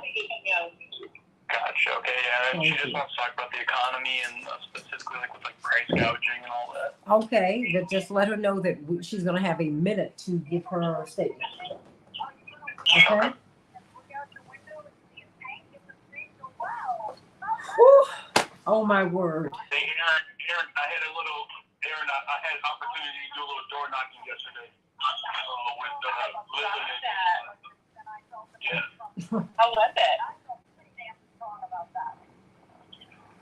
So I did some door knocking with Lily, and then I drove to the South Side to hang out with Jonathan. So the life of a good I didn't realize how important I was until yesterday.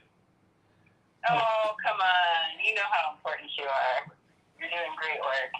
Interesting electorate, though, huh? I hope you have fun in the doors. I've been on the phone bank. It's been interesting, really interesting feedback this time. How so? Just, there's this sense of, even under, we're talking to Democrats, right, the primary, and there's a little more hostility, a little more apprehension until you break through the ice, and then it's the opposite. So it's just a different vibration than voters I've talked to in previous cycles, and it shows that we have some work to do. But when people open up, I feel like there's an opportunity to really, really activate them not only to vote, but to come and support, to get involved. But that wall is up more than I've seen in previous years. Brandon, I don't know if you're feeling the same way. Yeah, no, Aaron, usually right away, public safety is at the top. And it's like, lock them up, get them off the street, the whole typical line of what they believe makes them feel safe. And then once you begin to break that down and start talking about investments, they do back away from that point, but that initial reaction is, I don't even come outside my house. Why are you even at my door? And then, if you're not trying to lock people up, I don't want to hear it. And so, again, you have to work through that process. It doesn't take long, but, there are those walls there. And people are living in really rough conditions. Santita, Chicago, I took some pictures, Aaron. I mean, literally next door to some of these homes, these are boulders.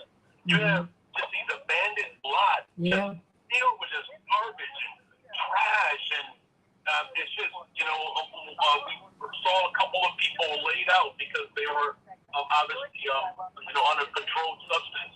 And, talk to some of the fellows on the block who are part of, a different economy and a different market, right? So you just see all of that, from block to block, and it can be quite taxing and emotional. But keep in mind, these are where my constituents live, right? So you can't talk about it like a separate place. This is actually where our constituents and our voters live. And this is how they're living. Darius Brooks comes on the show and he said, I'm feeding people who are in luxury cars. It is hard out here. It's very, very hard. Very hard.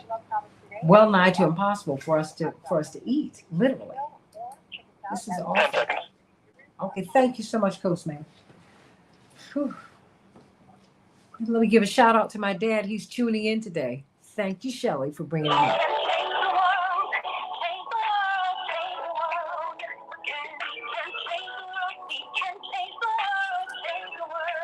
This is the Santita Jackson Show.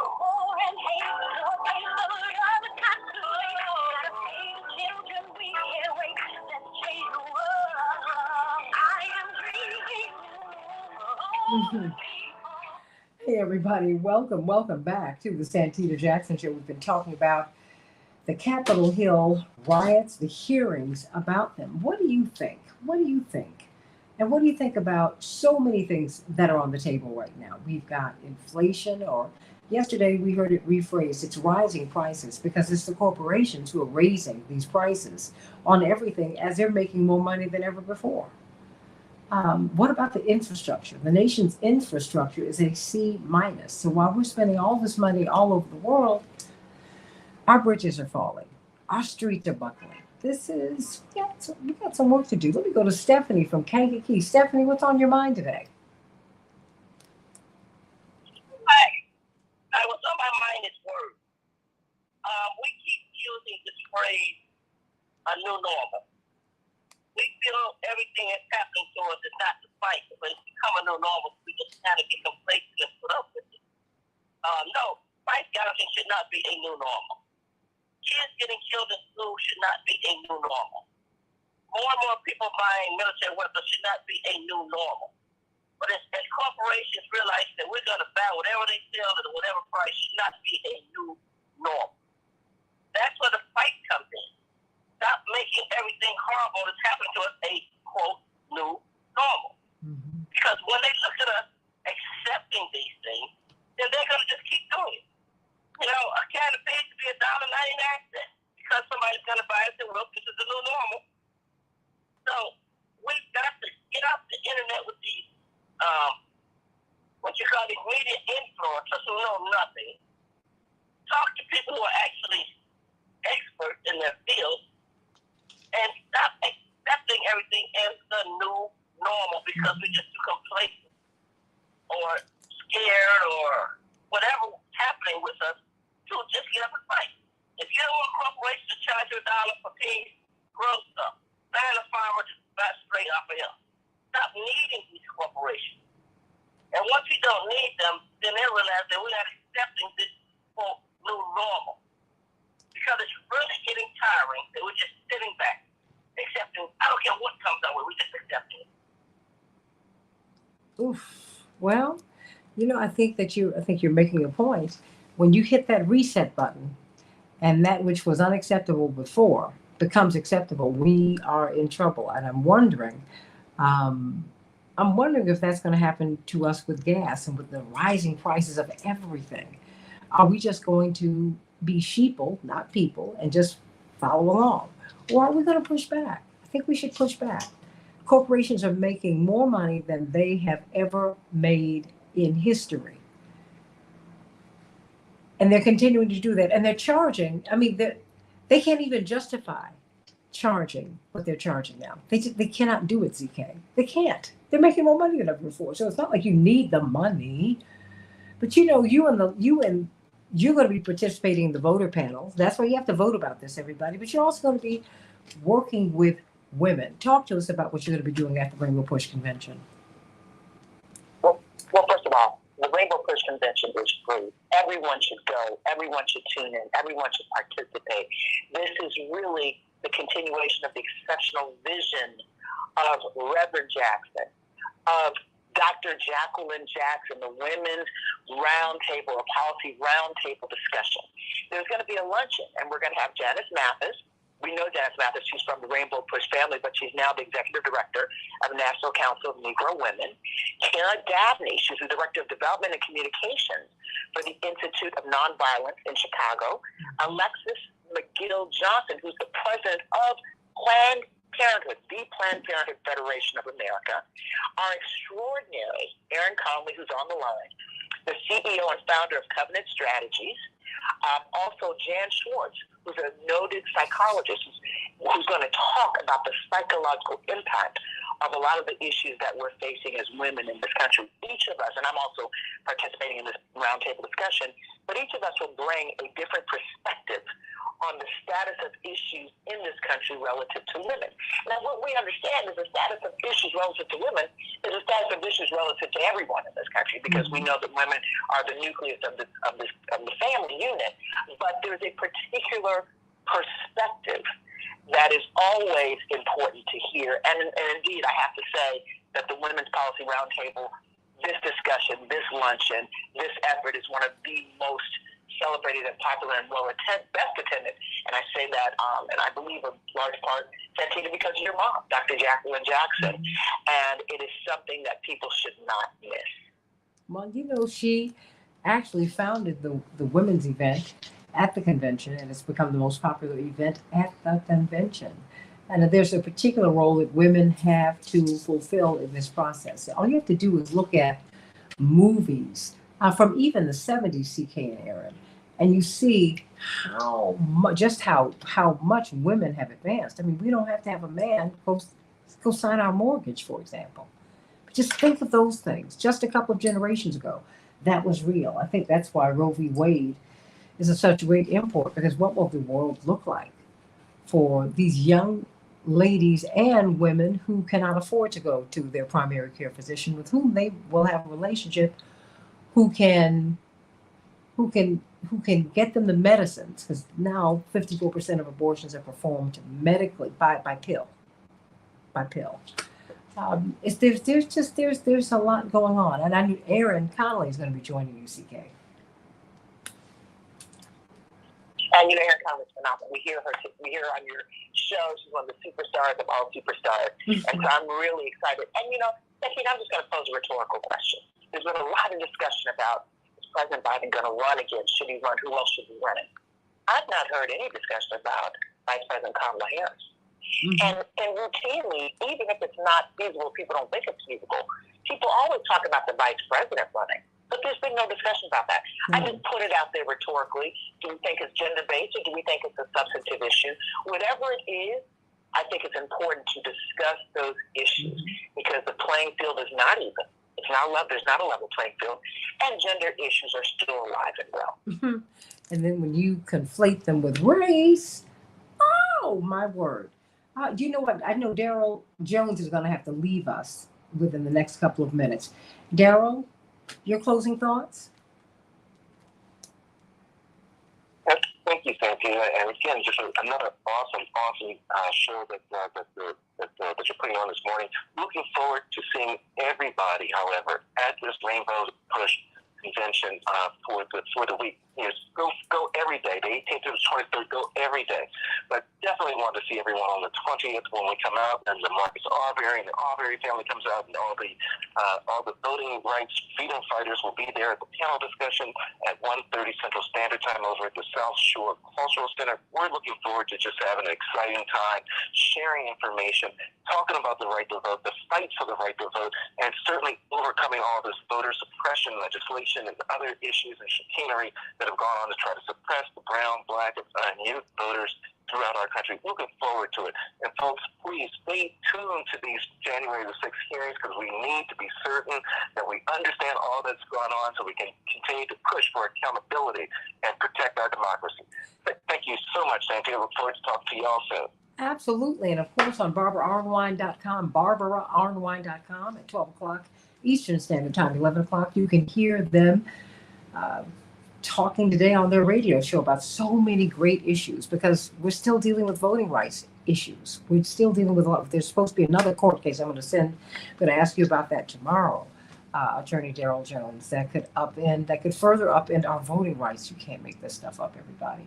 But let me ask you, Robert Patillo, why do you think we should watch this? And it appears that this has garnered a lot of interest anyway. First you, and then, of course, you, Aaron, and Commissioner Johnson. I mean, 20 million people watched last week in prime time.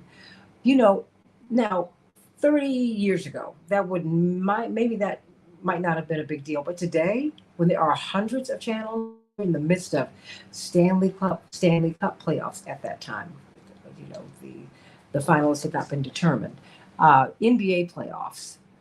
When you've got and people have their favorite shows. Why do you think so many people are interested in these January 6th hearings?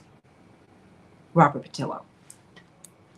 People deserve to know what happened. I think people are very interested in the fact that very rarely in America does someone just openly try to overthrow the government. We see this happen in other countries. We see this political turmoil and instability and what we've been called the third world, quote unquote. But when it comes right here to America's doorstep, I think many people are very concerned about the fact that it very nearly succeeded. I think listening to the testimony, the scary part is how close it was to working. That if probably 5 people in the entire country had acted differently, Donald Trump will be president right now. We'll be living in the second American Republic. 5 people out of 350 million some odd people. It came down to 5 people. It came down to the attorneys general in Georgia, Michigan, Wisconsin. It came down to Mike Pence. And it came down to the members of Congress who voted, who were prepared to put in those alternative slate of voters. 5 people around the entire country could have overthrown the government and inserted Donald Trump. And in reality, there's little to nothing that it seems we could have done about it. And to watch Republican politicians go around the country now and just simply say, okay, if we got to replace 5 people, let's replace 5 people so next time it works. And I think that's why so many people are interested in it. That's why it's so crucial that we find out what happened and who did what, when, where, and how. Well, but that's why I want to find out about Mitch McConnell's role. I mean, the fact is he has oversight of the Capitol Hill Police. And everybody, God bless them, because I can only imagine the terror that they faced. Robert and Aaron and CK and Commissioner Brandon. But you do know that it's like they were outgunned. They were certainly overwhelmed, in terms of man and woman power. They were absolutely overwhelmed, and one cannot figure that out when you knew for weeks that something was going to happen in Washington, and that people were going to be very emotional about it. And after President Trump lost, you had to know it was on and cracking. But no one. It's like the Capitol Hill Police, they were caught by surprise. You heard the audio. They basically broken the wall. We've been breached. I was like, this is horrible. And then you don't call in the National Guard. The Maryland National Guard were waiting at the bridge. I don't understand. And I'm hoping that the committee hearings will get to that, CK. I hope they get there. But let me go to Aaron. Aaron, I hope they get there. You and CK are going to be together at the convention. Well, you are working on voting as well as, the women's panel. Talk to us, Aaron. Well, I'm thrilled to be a part of that panel and talk about how all of these pieces impact women and how central our role is in supporting our entire society, right? And women have had a rough time during this pandemic. And I think that there's some key policy points that we need to create a mobilized coalition around, right? This is a time in our history, right? If we're students of history, all of us on this panel. And think back to, I'm sorry about that. That's my diabetes alarm telling me I'm going low. So healthcare is a big consideration, right? What is that costing us? How is that impacting our lives? But in the bigger sense, we're looking at inflation at a 40-year high. Take that back to the aftermath of Watergate, the last time we saw public hearings about corruption. And when we started, really, the first time in our history where on trial for prime time was our democracy. Who are these players? What are they doing? They're not playing by the rules. And ultimately what we saw with Watergate, and there's an amazing show out right now called Gaslit that talks about the role of women and Martha Mitchell and how her story plays a part in this, right? So I encourage everybody to watch familiar with Watergate and the history. It's a dramatization, but it's a good primer.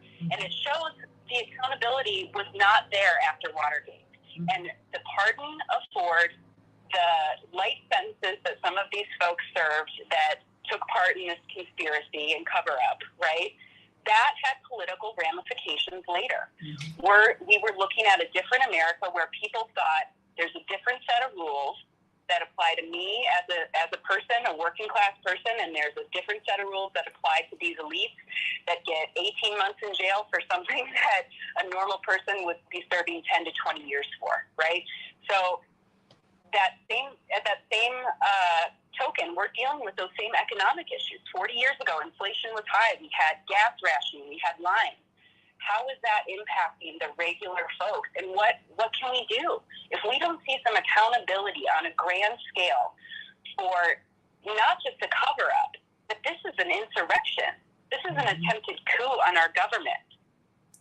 The American people need to see some sort of accountability to feel that what they are doing, the sacrifices they make in their daily life to work, to make ends meet, to get food on the table for their kids and still have time to help their community and serve in their church. What is this for if the system is completely rigged against us, right? So we have some big picture topics to talk about at this convention, and I am so excited to attend the voting rights panel. I think that is the first line of defense and really the only one we have left. And if those safeguards are broken down, we're in real trouble. So thank you to CK. Thank you to everyone who will be on that voting rights panel. I'm so excited to hear Latasha Brown as well, who's doing amazing work. But come out to the convention. It's always amazing conversations. You always learn something. But these big picture pieces are important for us to consider about where we're going and who we are. Because we will be talking about these issues. I mean, we will be talking about inflation, rising prices, corporate greed, corporate gouging. We will have Facebook there because Facebook is now Meta. It's a different entity. You need to know how to use it. It's a free seminar. If you just show up, they're going to show out for you. And that is part of the work that we do, which is why Rainbow Push does need your support, because we need you to help us so that we can continue to help you. That's a very, very important thing. My father has often said that you can't ride to freedom on Pharaoh's chariot, Commissioner Brandon Johnson. You got to pay for this thing yourself. You really, really do. But I mean, what going forward, what do you hope to see? Not a conclusion that you want to draw, but what do you hope to see at these hearings? The next one, I think, is tomorrow night. On tomorrow day. Yeah. That's a great question, Santita. And let me just make sure that I am articulating my support for Rainbow Push, the coalition that Rainbow Push has been able to keep together over the last 50 years is absolutely remarkable. And since President Karen Lewis's leadership at the Chicago Teachers Union, and now as that's being passed under Stacey Davis Gates, we've supported this convention over the last 10, 11 years or so, for 12 years since our leadership has been in position, and we'll continue to do that. We usually send a contingency of teachers, retirees, to the various panels so that we can continue to organize in the city of Chicago and throughout the state of Illinois around what equity and justice needs to look like. But what I will say is I think that, when I think about 20 million people viewing these hearings, first of all, Americans, we love drama. So this is not, I don't want to sound, but I do believe that there is this deep addiction that we have to just drama. We also have to keep in mind that there are people who are watching this because they want their ideology or their experiences either explained or substantiated, right? And then I think this is the root of, I believe, what Aaron was getting at, is that there is a great deal of fear that what we have, someone else is going to get it. And then there's this fear that I'm never going to have anything. And this is the rub that we're experiencing here in America. Those that have that believe they have a right to more, and those who do not have believe they have a right to something. And as we wrestle with this rub, my hope, thinking, and my short answer is that the conclusion we can come to is that there is a real force that wants to keep us divided. And this is not to make excuses for the individuals who were irresponsible and dangerous on that day. But until we begin to deal with the real fear and the hatred that people have in their heart, hearing and convictions will not eradicate the systemic issues that we are faced with every single day. And so I think Robert Patello has challenged me on this regard, is that what can I do at the very local level? I'm not a state legislator, I'm not a federal legislator, but is there something that I can do at the county board and other county boards across this country, calling for the local prosecution of any person that's related to a particular state or county? Could you imagine if city government, county government, and all the way through and up, that we're calling for the prosecution and the accountability of these individuals who may be residents of our state or county that participated on January 6th? And maybe we need to do that. And I'm giving some thought to that. And thank you, Robert, for that. But I think the ultimate conclusion we need to be able to come to is, how do we put forth the systemic changes that do not continue to keep and put us at odds? This is what made Reverend Jackson's 84, 88 such a remarkable moment in our history. Because he connected, as we always say, Santita, Appalachia to the so-called inner city. And poverty, no matter if it's in Iowa, if it's in Nebraska, if it's in New York or Florida, poverty, anywhere it is, again, it's an evil and it needs to be removed. And we cannot allow people to make us believe that our greatest enemy is one another. These corporations and the spirits that control them is where our interest as well as our attention should be given. We have to look at all of this. I think we owe it to ourselves to really understand what we're looking at and to know that we have an obligation as citizens of a republic. We are not subjects in a monarchy. We're citizens of a republic. You have an obligation to watch and to know what's going on. I got 30 seconds for everybody. Well, maybe really 20. Let me start with you, CK. CK, 20 seconds. Yes. I just want to say, come to Rainbow Push Coalition Conference. Hear all the issues discussed, prime time, and watch the hearings. Watch the hearings and don't let this just stand. Speak your truth. Absolutely. Aaron. I hope to see everybody out at the convention. I will be taking notes at the voting rights seminar, and please join the women's lunch. If you, your company, your friends, tickets are still available, and we'd love to have you be a part of that conversation and see your beautiful faces in person. And I would just like to say thank you to your mom, Miss Jacqueline Jackson, for the legacy that she built with that, and for creating such a safe space for us to come together. Oh, amen to that, and thank you for that. And Robert, final word, 20 seconds. Come to the Rainbow Push Conference, where we'll be having a session on Haitian Americans. That's Tuesday that I'll be moderating along with Santita from the Illinois Haitian American Lawyers Association, and also watch the hearings to keep people accountable. You know, and just know this, we will be covering all of this here on the Santita Jackson Show and on Joni Esposito's show, Stephanie Miller, Tom Hartman, Ms. Vasquez. Come to WCPT and AM 950 Radio, the best progressive talk in the nation. You'll get it right here at these stations.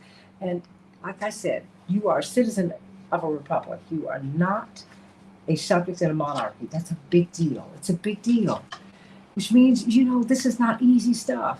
You got to get involved. That's right. And when you get involved, great things happen. Do not separate yourself from this. This is very, very important stuff. I don't care where you fall on this, whether you support President Trump or not. Let's look at the process.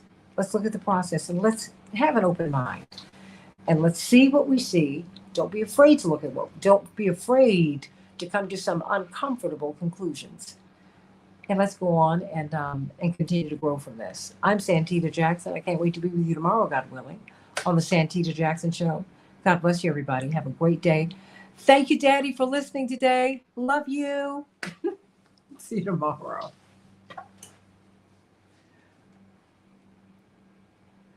Thank you, Coach May.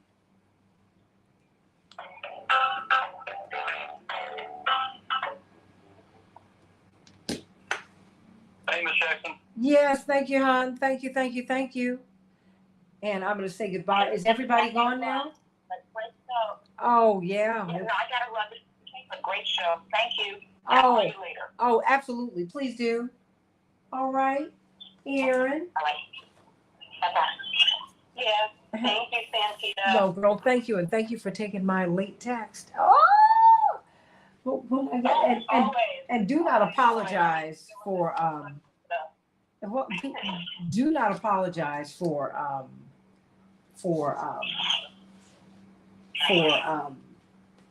not being there last night. You know, it's, girl, please, there's so much to do, but you got to take care of yourself, okay? Thank you. You can't do anything if you don't. Yeah, but you can't do anything unless you take care of yourself. You can't. You're right. Thank you for supporting my health and well-being. I appreciate you so much. Yeah, look, honey, you better. That's your health. Trust me. On the days when you can't get out of bed, you go, oh, wow. If only. So just take care of yourself. Take care of yourself. Just take care of yourself. And so I will, we'll see you tomorrow morning. The CK, of course, wants you on her panel. And we got a lot to talk about. We sure do. Okay. So, all right, sweetie. So there's another voting rights case. I'm going to send it to you. I think Ian Millhiser wrote about it. Yeah, so I'm going to send that to you. I will, Laura. I'm going to take care of myself. Stanley, my eyes are bothering me today. I wasn't falling asleep today. My eyes are dry. I wear contact lenses. That's what these glasses are, reading glasses. And sometimes I should be wearing my reading glasses, but I don't wear them because they can irritate me. And my eyes are dry. They're dry. They're really, really dry. And so I'm trying to, like during the show, trying to lubricate my lenses. But sometimes when I don't have the lenses in, it's just debris gets in my eye. So, and I'll take the lenses out during the day, clean them off, and catches debris. So that's just one of my idiosyncrasies. So there you go. Oh, thank you so much. Thank you. Thank you. Yeah, I know, but I don't want to go. I want to wear my contact lenses. I do. Because they help me see at a distance, but today is going to be tough. So everybody, please be careful. If you're in Chicago and Minneapolis, St. Paul, and quite frankly, all over the country, people are dealing with a lot of heat, and it's hot and humid, and it's going to be a tough day. So I'm going to turn on all 5 of these fans all around this place, and I'm very excited about these fans because it's going to be a really, really, really tough day for people. Okay. And I'm having a hard allergy season. I am having a really tough allergy season, Robert. I mean, I take a lot of Allegra first thing in the morning. I do. Otherwise, I wouldn't be able to get through the show. So, oh, bless your heart. I need a trip. I need to go away for a minute. And I was thinking about doing it for my birthday, which is in mid-July.